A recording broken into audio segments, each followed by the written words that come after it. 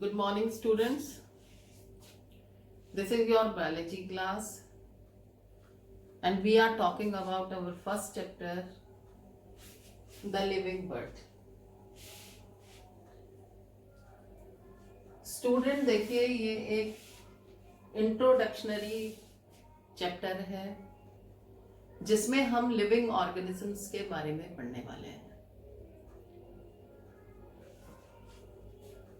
पहला जो वर्ड हमारे पास है बायोलॉजी, इसको हम दो पार्ट में स्प्लिट कर सकते हैं, that is bio plus logy. Bio का मतलब है living organism, living, and logy is study. So biology mean, bio मतलब लिविंग ऑर्गेनिज्म की स्टडी। तो अगर हम डिफाइन करें बायोलॉजी को, तो इसका क्या मतलब होता है? The study of living organism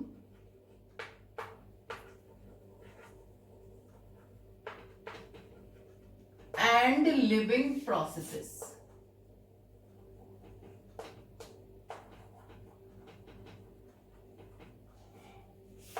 So biology is the branch of science in which we study living organisms and their processes. So what is living? What are the parameters of living? अगर हम देखें तो living organisms के क्या parameter हैं, हम किन organisms को लिविंग बोल सकते हैं? तो parameters of living organism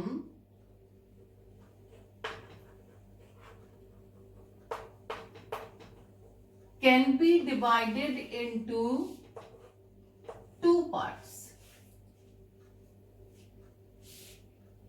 Some parameters are the defining property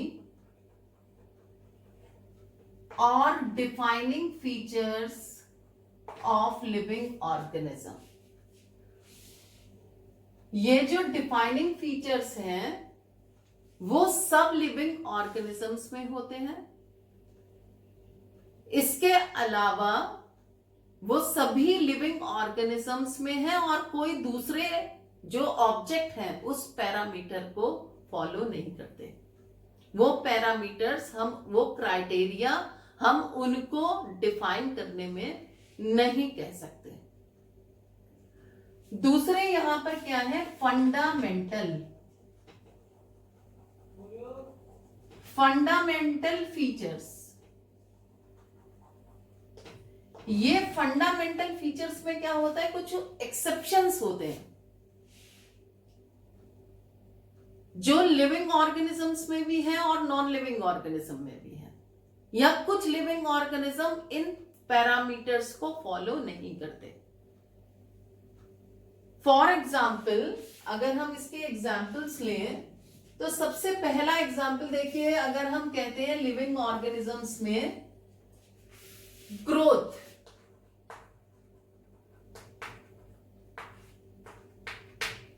एक जनरल जब हम पढ़ रहे थे लिविंग ऑर्गेनिज्म और नॉन लिविंग ऑर्गेनिज्म में क्या डिफरेंशिएशन करते थे कि living organism grow, living organism क्या करते हैं? ग्रोथ करते हैं, ग्रोथ शो करते हैं।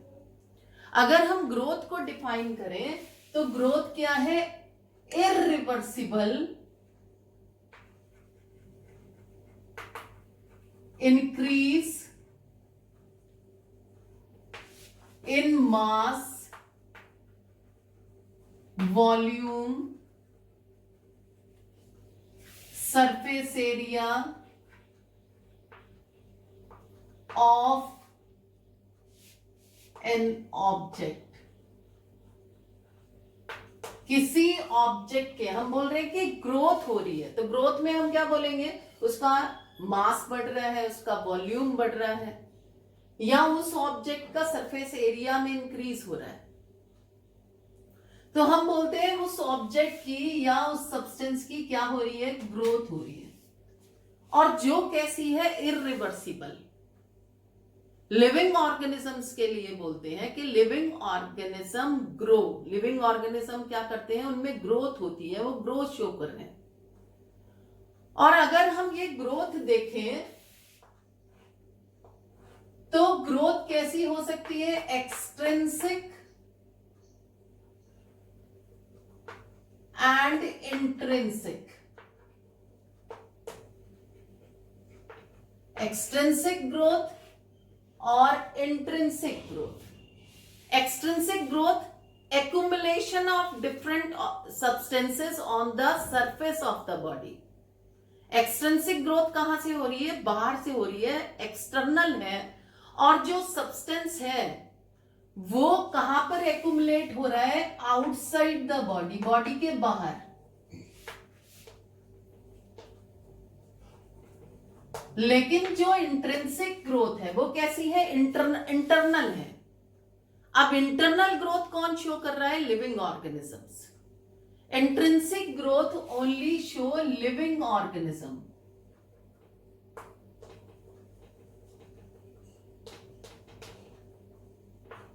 लिविंग ऑर्गेनिज्म क्या शो करते हैं, इंट्रिंसिक ग्रोथ शो करते हैं, क्योंकि उनकी बॉडी में जो प्रोटोप्लाज्म है उसका कंटेंट बढ़ रहा है, या वो सेल डिवाइड हो रही है due to the cell division. Cell division से जो ग्रोथ हो रही है वो कैसी है, इंट्रिंसिक ग्रोथ है। तो इंट्रिंसिक ग्रोथ लिविंग ऑर्गेनिज्म का पैरामीटर है, लेकिन एक्सट्रिंसिक ग्रोथ जो है वो लिविंग ऑर्गेनिज्म का एक क्राइटेरिया नहीं है, एक पैरामीटर नहीं है जिससे कि हम लिविंग ऑर्गेनिज्म को डिफाइन कर सकते हो। अब अगर हम ग्रोथ देखें प्लांट्स में, तो प्लांट्स में देखिए किस तरह से ग्रोथ होती है। इन प्लांट्स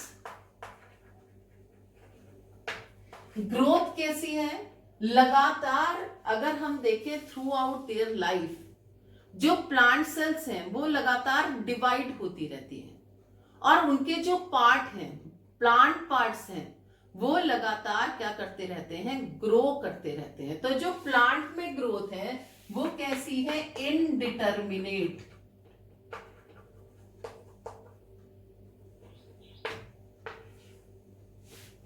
यानी कि अनलिमिटेड। प्लांट में जो ग्रोथ है वो कैसी है, अनलिमिटेड है। लेकिन इसी तरह से अगर हम एनिमल्स में देखते हैं तो एनिमल्स में जो ग्रोथ है वो कैसी है, डिटर्मिनेंट है।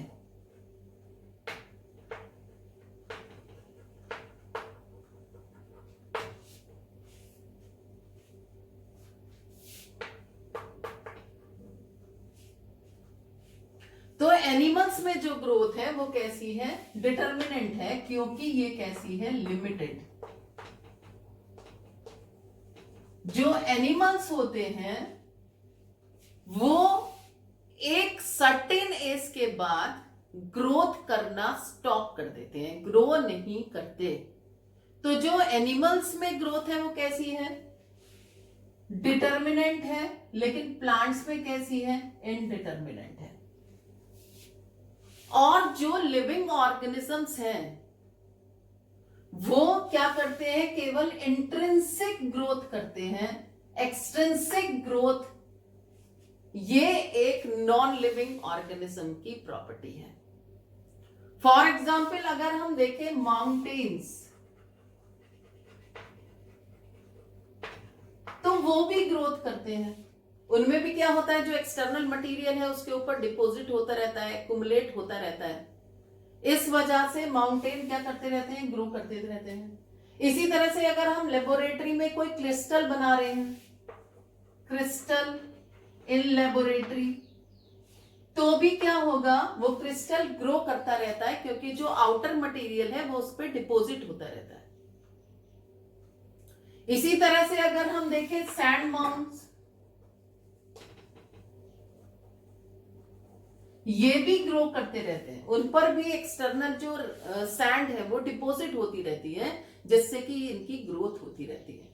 लेकिन हम इन माउंटेन्स को, क्रिस्टल को या सैंड माउंट्स को हम लिविंग ऑर्गेनिज्म नहीं बोल सकते। क्यों नहीं बोल सकते? क्योंकि ग्रोथ कैसी हो रही है? एक्सटर्नल, एक्सटेंसिव ग्रोथ है।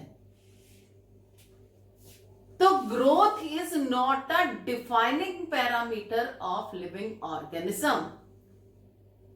हम ग्रोथ को डिफाइनिंग पैरामीटर यहां पर नहीं बोल सकते। ये कैसा पैरामीटर है growth? Fundamental parameter of living organism.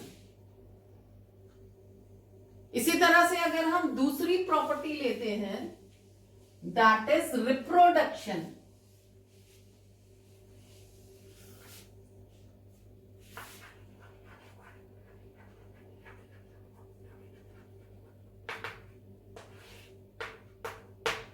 तो देखें, क्या रिप्रोडक्शन एक डिफाइनिंग पैरामीटर है लिविंग ऑर्गेनिज्म का? तो रिप्रोडक्शन क्या है? Reproduction is the process, is the biological process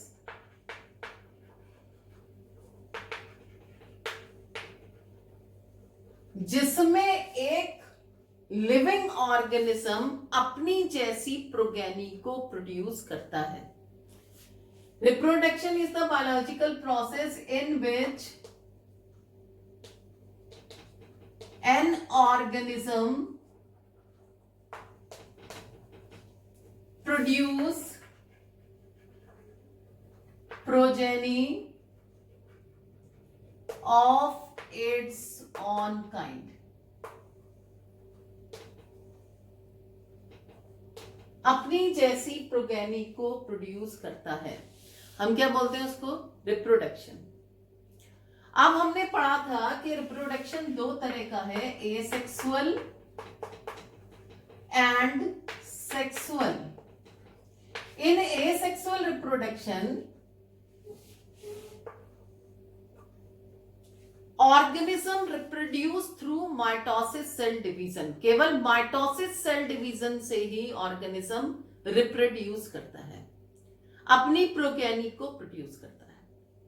for example, asexual reproduction के हमने एग्जाम्पल पढ़े थे, जैसे ईस्ट में क्या था? बडिंग, फिशन, अमीबा में, पैरामीशियम में, या इसके अलावा रीजनरेशन इन प्लानेरिया। ये सब किसके एग्जाम्पल हैं? एसेक्सुअल रिप्रोडक्शन के एग्जाम्पल थे। और in sexual reproduction gamete formation takes place. Gametes का फॉर्मेशन होता है। Gamete formation takes place after the fusion of gamete, zygote is formed and this zygote develop organism. और इसमें क्या आते थे? वेरिएशन आते थे due to meiosis and fertilisation. लेकिन रिप्रोडक्शन अगर हम देखें तो बहुत सारे लिविंग ऑर्गेनिज्म रिप्रोड्यूस नहीं करते। फॉर एग्जाम्पल, जैसे अगर हम देखें इनफर्टाइल ह्यूमन या फिर ड्रोन वर्कर, हनी बी, इसके अलावा अगर हम देखें मूल, ये कैसे हैं? इनफर्टाइल हैं। इनफर्टाइल मतलब रिप्रोड्यूस नहीं करते, अपनी जैसी प्रोगेनी को प्रोड्यूस नहीं करते। तो बहुत से इनफर्टाइल कपल हैं जिनकी प्रोगेनी नहीं होती। या वर्कर हनी बी की कॉलोनी में हमने 3 मेंबर देखे थे, एक तो drone, queen and worker honey bee. Drone कैसे होते हैं? फर्टाइल मेल है। क्वीन कैसी है? फर्टाइल फीमेल है। लेकिन वर्कर हनी भी रिप्रोड्यूस नहीं करती। इसी तरह से ये जो मूल है खच्चर, ये भी रिप्रोड्यूस नहीं करते, लेकिन हम इनको क्या नहीं बोल सकते, नॉन लिविंग नहीं बोल सकते। तो reproduction is also not a defining property of living organism. ये कैसा है, केवल एक फंडामेंटल पैरामीटर है जिससे हम लिविंग ऑर्गेनिज्म को कैरेक्टराइज कर सकते हैं कि living organism reproduce, but not all living organism reproduce. तो reproduction is also not a defining parameter of living organism. इसके बाद अगर हम देखें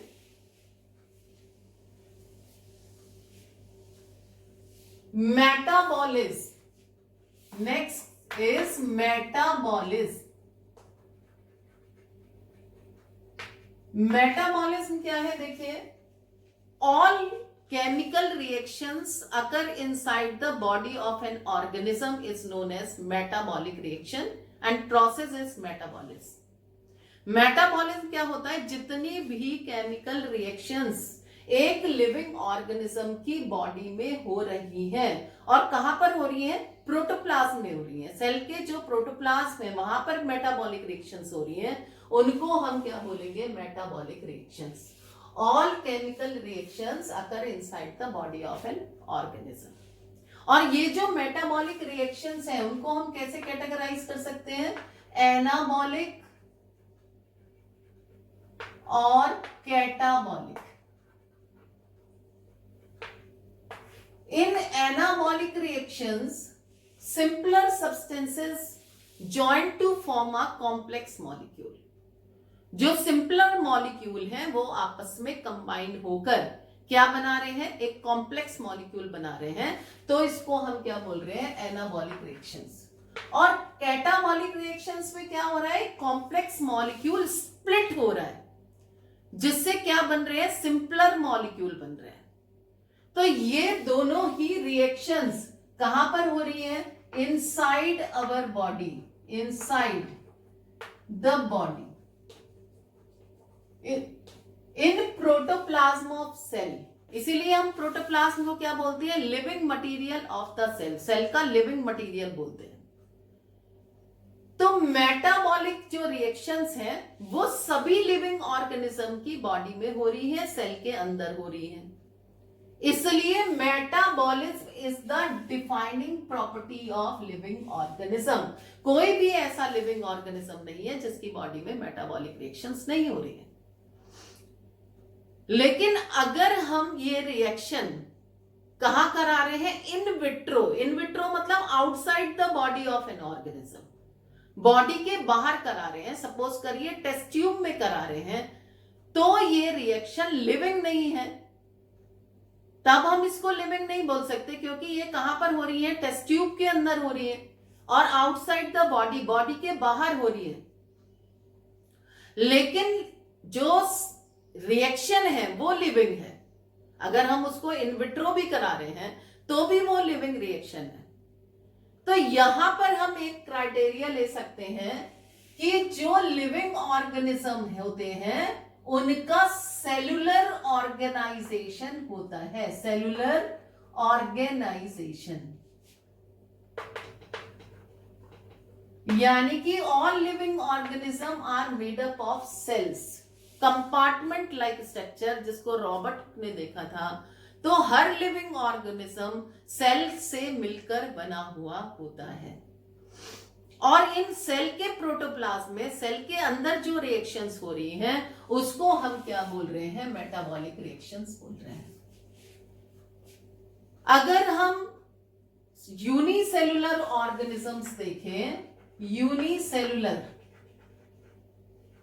यूनिसेलुलर जैसे फॉर एग्जांपल अमीबा है, पैरामीशियम है, तो ये ग्रोथ कैसे शो करते हैं, सेल डिवीजन से। इनमें क्या होती है, सेल डिवीजन होकर ही ग्रोथ होती है। तो इनका जो ग्रोथ का क्राइटेरिया है वो भी कैसा है, सेल डिवीजन से ही ये ग्रोथ को शो करते हैं।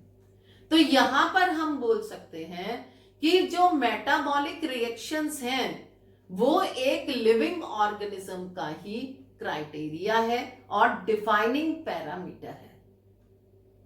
इसके बाद अगर हम नेक्स्ट देखें तो फोर्थ हम प्रॉपर्टी लिविंग ऑर्गेनिज्म की ले सकते हैं, कॉन्शियसनेस।